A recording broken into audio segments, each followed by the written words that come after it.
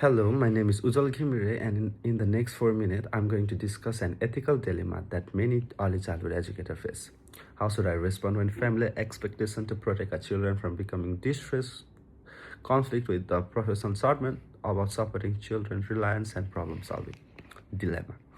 Anna, age of 3, is playing outside and building a tower with block. The tower falls and Anna gets frustrated. The educator does not fix the tower, but instead sits with her and asks scaffolding questions such as what makes the tower strong, encouraging Anna to keep trying. And then Anna's father arrives at pickup time and sees her getting frustrated before succeeding.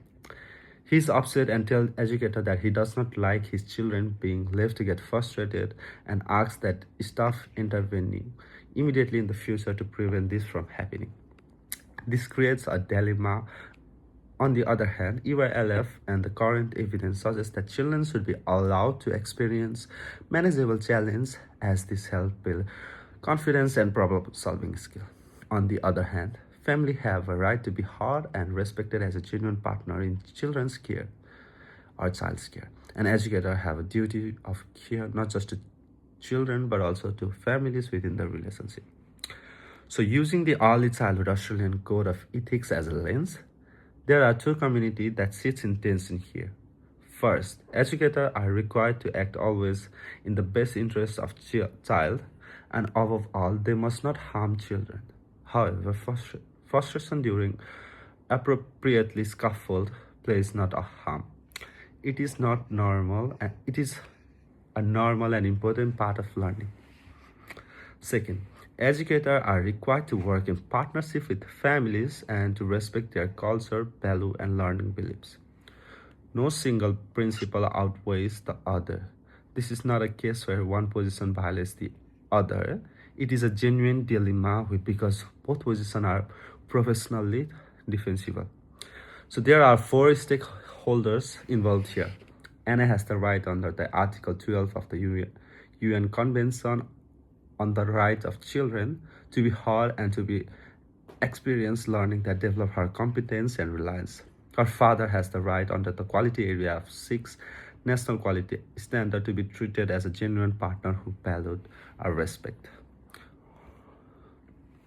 In addition, the educator has a duty of care as described in the Education and Care Service National Regulation and professional responsibility as described in Australian professional standard for teacher to respect, to be responsive to parents and carers. The service is also legally bound by the National Quality Framework to provide a simulating learning program and family partnership. So what would I recommend? I would recommend neither accepting or rejecting the father request outright.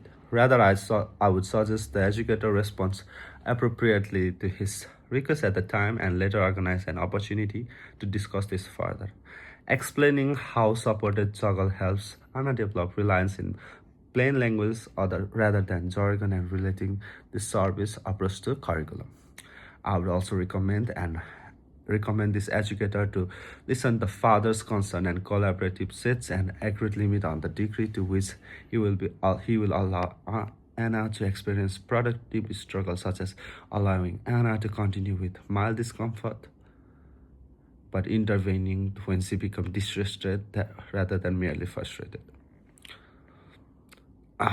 This recommendation is consistent with the EYLF principle of respectful and reciprocal partnership with the families, which advocates for two-way communication and shared decision making rather than simply making partners' expectation. It also respects the educator duties of care as defined in the national laws and regulation, as she does not agree to refine the exercising her professional judgment in future. This recommendation frames the issue as an opportunity for open, disrespectful dialogue rather than something to be resolved by choosing one option or the other. Thank you.